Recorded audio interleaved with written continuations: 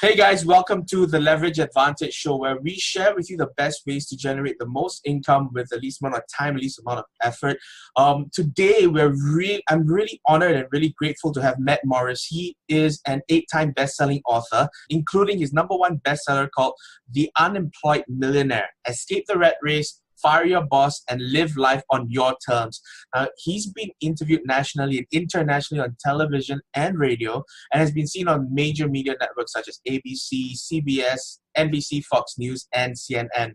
He's had over 20 years of experience as a top network marketing trainer and leader, and he's built sales organizations that have generated well over 1 million customers, producing in excess of $1 billion in sales. He's one of the most in-demand speakers in the entrepreneurial world. Matt Morris, he speaks to audiences numbering in the thousands and has spoken in 25 countries all over the world. His story of overcoming adversity makes him one of the most authentic, dynamic, and inspirational speakers. Thank you so much for being on the show, Matt. I really appreciate it.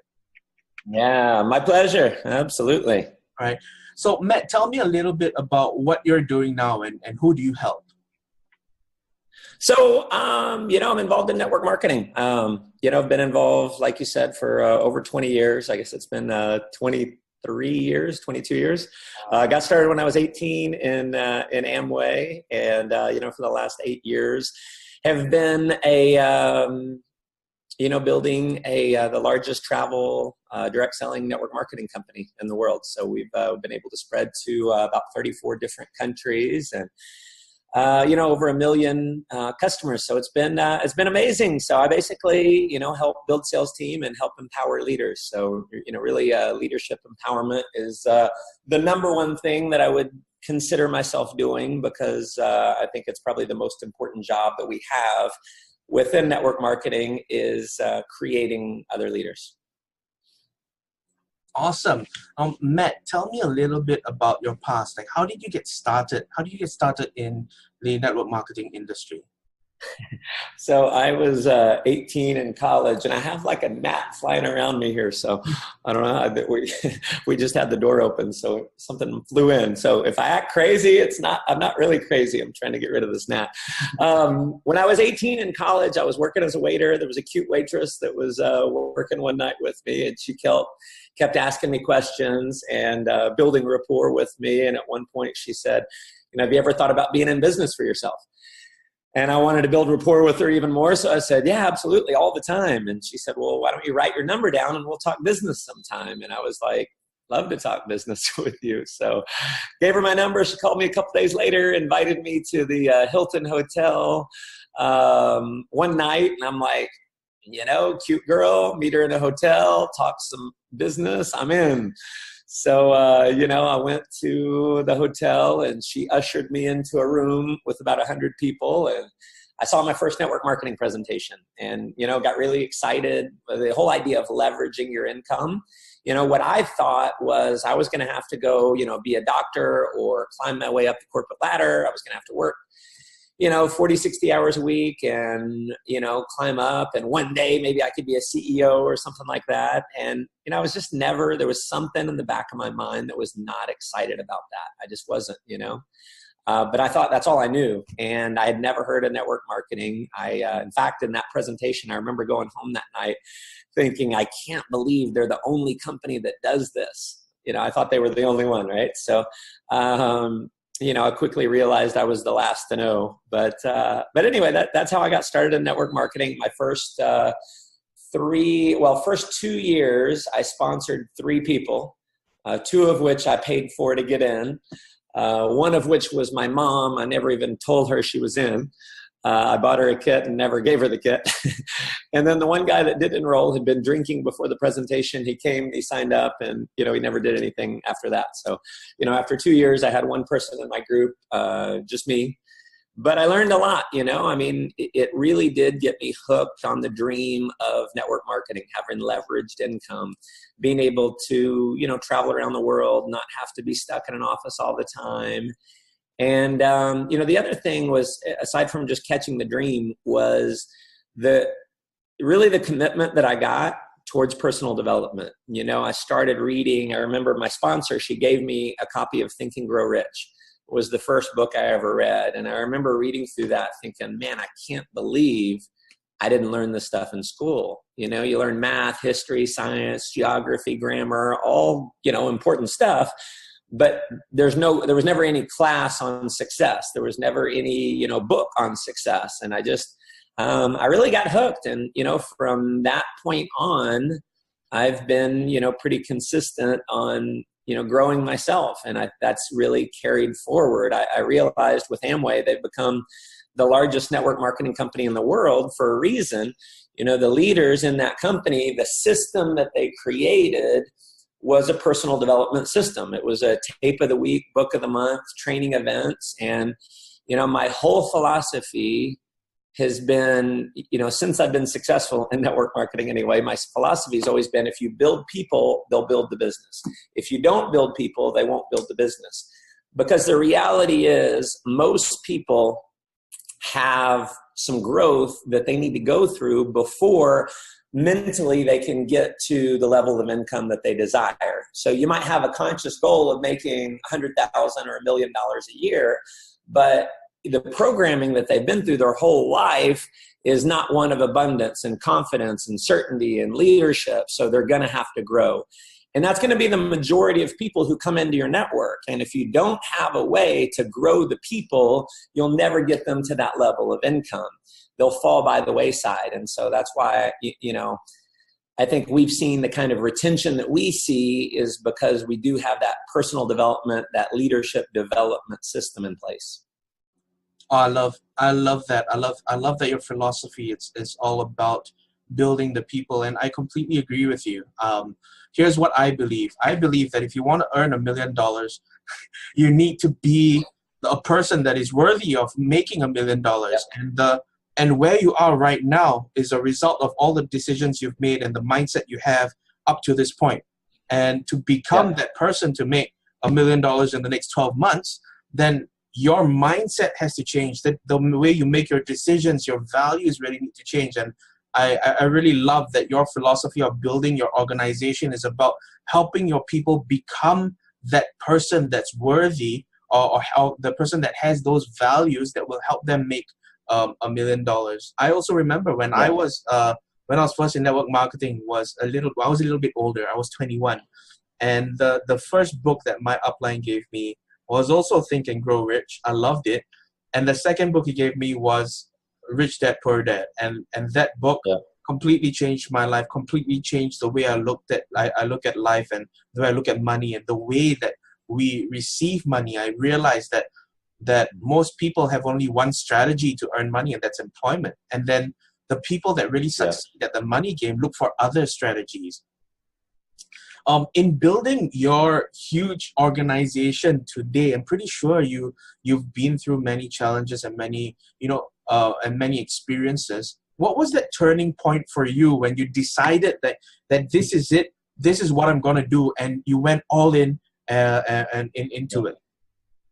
Yeah, good question. It was when I was 23, I believe. I was in network marketing for a couple of years with Amway. I decided to join another company and then another company and another company. And I was just, I was really foolish. I didn't understand anything about, what it really takes to be successful or being a professional networker. And so I got a job in the corporate world for about 1.5 years, and I got laid off with about 2/3 of the company one day.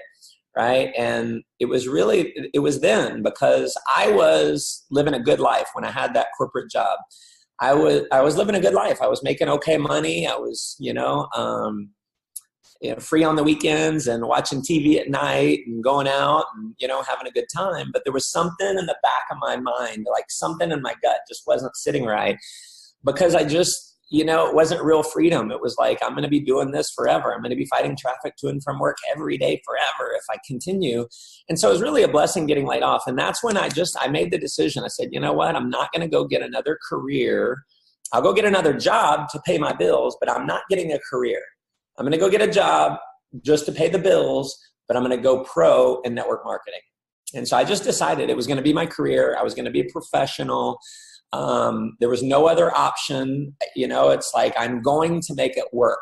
There's zero doubt. That's plan A. So my job may be paying the bills, and I may be doing that 40 hours a week, but that's plan B, right? That's just paying the bills. Plan A is my network marketing company. So I got a job as a service technician at Starbucks because it would allow me to work from about 5 or 6 in the morning until about noon or 1 o'clock or so in the afternoon. And then I'd have the rest of the time to do my network marketing business. And I'd have weekends. And so I got to the point where I was making about $1,000 a month. I quit that job. I got a job as a waiter at a steakhouse restaurant, working Friday night, Saturday night, Sunday lunch. And so I had all week to do my network marketing business. And if I had to get off on a weekend, I could, So that's how I transitioned into network marketing. But it really started from, just kind of burning the bridge, saying, you know what, I'm going to make this work. There's no other option. I love it. And I started taking it treating it like a professional would. Most people, if you're going to become a lawyer, you're going to go to law school and you're going to read a bunch of books on law. If you're going to be a doctor, you're going to go to medical school, you're going to read a bunch of books on medicine, right? But most network marketers, because they're dabblers, they're hobbyists, they never read, 5 books on network marketing, right? And I had listened to this teleconference from Jack Canfield, and he said, if you want to be at the top of any field, you want to be an expert in that field. And it's really not so hard to be an expert. See, an expert, his definition of an expert was to be in the top 1% knowledge level compared to anyone else.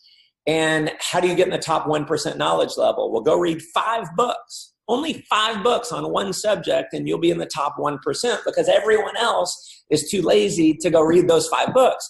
And so I'm like, wow, I can go read 5 books, 10 books, 20 books. I've read, probably 80 books. In fact, I've got my, network marketing. This is my network marketing books, right? This whole shelf is network marketing books, right? Not personal development, not Think and Grow Rich, but books specific to network marketing. And so, I started getting, just really knowledgeable on our industry and studying it. And, my knowledge level went way up. I knew more than almost everyone else out there. And it's amazing today when I go speak at events where it's, my company or generic events, and I'll ask the crowd, I'll say, raise your hand if you've read 5 network marketing specific books, raise your hand. And it's always less than 10% of the crowd, always. And so people wonder like, wow, why aren't I making any money? Well, you're not an expert. Go become an expert. Take it seriously. Stop being a hobbyist. Stop dabbling. And get really serious. I'm not saying quit your job, keep your job, because you don't want to be in a bad financial situation, but mentally, you got to go all in. I love it. That's really awesome. I mean, it really always starts with a decision. This is what I'm going to do. And you burn the bridges and you go all in. I love that. What was your biggest challenge in deciding that you wanted to make this your career, and in building the huge organization you have today? What was the biggest challenge that you had? I think the biggest challenge was probably belief. Believing that I could really do it. If I look at the things that I had to do in order to make $1 million, they weren't that hard, right? I'm not saying they were easy. They just weren't hard. They're things that I think just about anyone can do. So the things that I had to do weren't that difficult, but believing it could actually happen to me, that was the biggest challenge. So, I really think it's a game of belief. If you look at behavioral psychology, there's a great book all of your listeners should read, especially if you're in network marketing. I would say this is one of the books that if you were to survey all of the $1 million earners in network marketing, this would be among the top probably 5 books that they've all read, is What to Say When You Talk to Yourself, because it really goes into the science of the mind and it breaks down how success is created psychologically. And so, success comes from the right actions, right? Actions come from the right feelings. So feelings meaning motivation or confidence, things like that. Well, where do feelings come from? Feelings come from thoughts and beliefs. So, well, where do thoughts and beliefs come from? Thoughts and beliefs come from programming. So you got, 3 different ways that you're programmed. And, the book even goes into, how you're programmed. You got external programming, you have experiences that you've had, and you have internal programming. So, if you want to change the fruit of the tree, right, you got to go all the way down to the root. And so, me reading that book, another one that was really influential for me was Mach 2 With Your Hair on Fire by Richard Brooke. And, that one went through, the vision and the art of motivation, the psychology of motivation. Motivation exists when there's a contrast between the results you're experiencing and the results you genuinely believe you should be experiencing. And so it's like I had to get the belief right. And so I started focusing on myself internally. And, that when I changed myself, I started to change my check. I love it. I love it. And in fact, like behavioral psychology, I've read it. And also I find that, Harvard actually simplifies it in Secrets of the Millionaire Mind. If you want to change the fruits, change the roots. Your programming, thoughts, feelings, actions, and your results. And I think, I agree with you. Everybody should read that to understand how their mind works. What's one big tip or advice for the listeners when it comes to creating leverage in their business? Make yourself insignificant. Leverage is all about being insignificant. This was one of the biggest defining moments in my career in network marketing. I was doing an event I think I was in Hong Kong, and I go up to the executive lounge in my hotel. And so I'm going to get a bite to eat and drink a beer and just chill out, And this guy, he comes up to me, he goes, he's a Chinese guy. Hi, you Matt Morris? And I'm like, yeah. Were you at the event? And he's like, yes. And he says, I'm IMD, which is the top rank in our company. And I had never met him before. And he's on my team, right? And I'm like, oh my gosh, here, come sit down with me, have a beer. And so we're hanging out. And I'm like, tell me your story. And he tells me a little bit. And he's like, then I hit IMD. I have 25 IMDs on my team. Now, I've never met him before. And I've probably never met most, if not all of the IMDs on his team. That's an average income of $500,000 a year, right? So significant income. I've never met him, and I've never met any of the 25 on his team. And so, that's an example of creating leverage, creating insignificance, right? So early on, when I first became successful in network marketing, I thought it was all about me. I would do every presentation. I would do every training. I would do every conference call. I would do everything, because I had worked for about 5 years in network marketing to get good. So I felt like I got really good. I could do an amazing presentation, amazing trainings. I could just crush it every time. And so I did all the work all the time. And so everyone would plug into me. And it was good for people to be able to plug in. The challenge was, and I grew pretty fast, but every time I let off the gas, what happened? My sales tanked. So I'd work, doing the same thing. And then if I'd let off, what happened? My sales would tank. If I went out of town for a week, my sales would tank. So it was all dependent on me. So really, I had a really good job. I didn't really have any freedom, because I was literally working 80 hours a week. I'm working 14, 16 hours a day, nonstop. I would have my phone by the side of my bed. If it would ring at 2 a.m, I'd wake up and answer it because I was just so hungry. And so, I learned through pain that's probably not the best way to do it. So then, once I started studying leadership like crazy, because I realized where I was lacking is like, I'm a great producer and presenter and trainer and all that. So I can create momentum, but if I'm not there, it dies. So I've got to get good at building leaders. See, I was a great producer, but not really a great leader at that point. People called me a great leader because I was talented through a lot of hard work.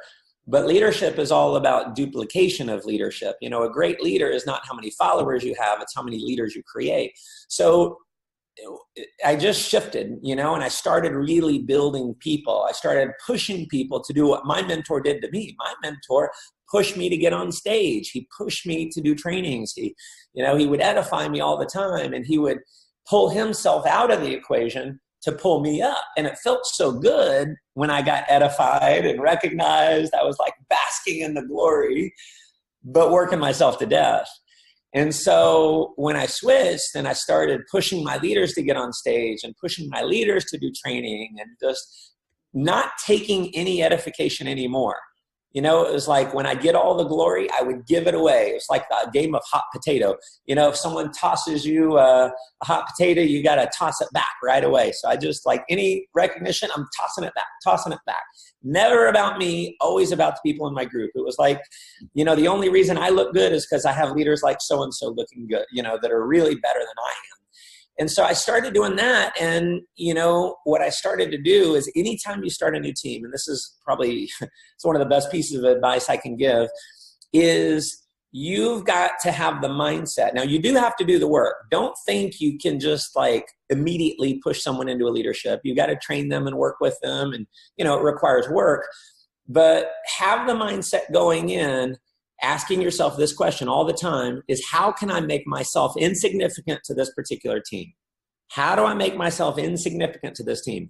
So the thing I'm most proud of by far is I have so many different teams. I mean, I think I've sponsored, just within the last eight years, I have about 7 teams or so that have grown, that I've enrolled, that have grown to thousands, if not hundreds of thousands. And I could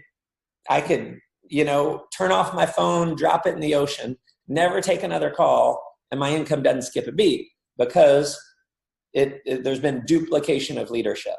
So that's the biggest thing is you've got to make yourself insignificant, give away the glory, push people to get on stage, push people to do trainings, edify people like crazy, build their belief, make sure they're plugged into a personal development system that's going to allow them to grow. Because, the law of the lid by John Maxwell says that, your income is never going to grow beyond your level of leadership, right? So that's true for you. So a lot of people read that book and they're like, oh yeah, okay, so I need to grow myself. Well, yeah, you need to grow yourself, but you need to grow your leaders. So something I've done a lot over the years is if I read a great book on leadership, I'll buy 20 copies and send it to all my leaders, right? Why? Because I want them to grow. I want them to be better leaders than me. And so I feel like that's what's happened is I've got leaders who are better than me now, not because just, I've done it, but because that's just the mindset. And that's become really the philosophy in our organization is get your people better than you, because that's what creates freedom.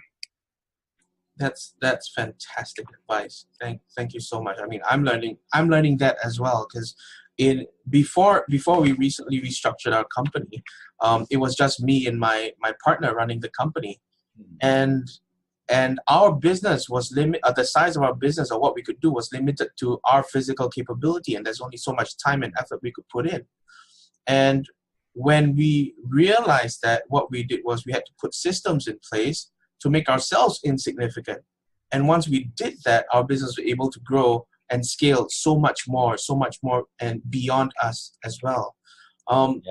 Here's the thing, Matt, like if you could go back in time 10 years and tell your old self one thing, what would it be? How about 20 years? Yeah, because you've been doing this for 20 years now. 10 years ago, because I've been full-time in network marketing for probably 16 years, 17 years now. Yeah. So 20 years if I go back 20 years, I would say to believe more. What stopped me was really two things. One was just a massive fear. I felt like someone saying no was going to kill me.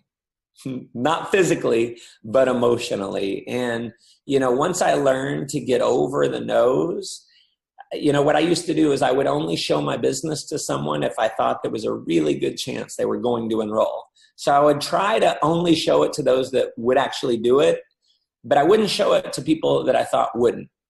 And that was one of the biggest mistakes, because when I finally, at 24 years old, when I finally decided to go pro and all this and go all in, I decided, my job is not to enroll people. It's to educate people on what I'm doing as best I can and collect a decision. Okay. And I stopped prejudging so much and showing it to people, even though I knew they probably would never do it. And it shocked the hell out of me because there were so many people that ended up enrolling with me that I just knew they wouldn't. And it was just shocking to me. And as I started doing 2-on-1s and doing that with people in my group, and I'd have people who were like, yeah, I know they're not going to do it. And I'd say, don't prejudge, let's just go.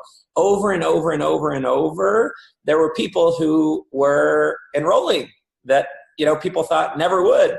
So, that's a big lesson there. And then the other thing is just stepping into my leadership. See, it took me 5 years in network marketing to step up and act like a leader. And, I would always say, it's not the messenger, it's the message. And, that's good in theory, but, a law of leadership says that people don't want to follow people that they perceive are at a lower level leadership than themselves. So if you're a 10 on the leadership scale, you're not going to follow a 7. You want to follow a 10.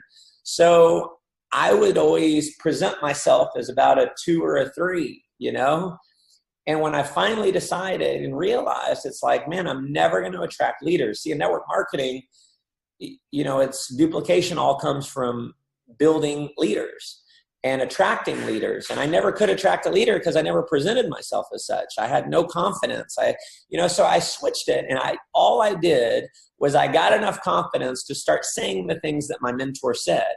And I noticed when he sat down in meetings and he would go through the presentation, if people were, wishy-washy, or if they weren't like ready to jump on, he'd say, listen, I know maybe you've never done anything like this. And so there's probably some hesitancy, but I want to tell you, if you lock arms with me and you'll be coachable and teachable, I will not let you fail. I know you can do this. You're super charismatic. You know a lot of people, this, and this. Let's lock arms together and we'll crush it together. Sound good?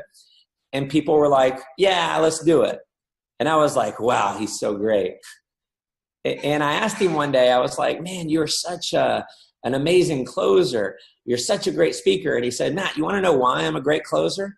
And I said, yes. And he said, it's because I'm confident. That's it. And I remember going, and I actually said, I'd be confident too if I could speak like you. And he said, you don't get it, man. I'm not confident because I speak good. I speak good because I'm confident. The confidence comes first. If you get the confidence, everything else falls into place. And I was like, ding, I got it. So I just changed everything. When I sat down with people, I would say those exact same words. I would say, look, I know maybe you've never done anything like this, or maybe you've done something like this and you haven't been successful, but I'm telling you, I know you. You're strong, you're powerful, you're sharp, you're this, give sincere compliment. If you'll lock arms with me, if you'll be coachable and teachable, I will not let you fail. We'll go crush this together. Let's get you in. And people would say, okay, let's do it. So all of a sudden I started, getting these people going. My closing ratios went up. Why? Just because I stepped into my power. I just started acting like a leader. See, leaders want someone that they perceive are at a higher level leadership than themselves. So the key word there was perceive. There's no blood test you can take that says you're a 9 on the leadership scale. It's all perception. So act strong, be strong, and people, you're strong. That's it. Act like a great leader. And guess what? People perceive you as a great leader. So, you really have to, I think, act the part. That was a huge game changer for me. I wish I had stepped into my power a lot earlier. That's awesome, Matt. And I think it's right about time to wrap up. You've given us so many gems, so much. I mean, I've learned so much in this last half hour. Thank you very much, Matt, for being on the show. If people want to know more and find out more about what you're doing, where can they go?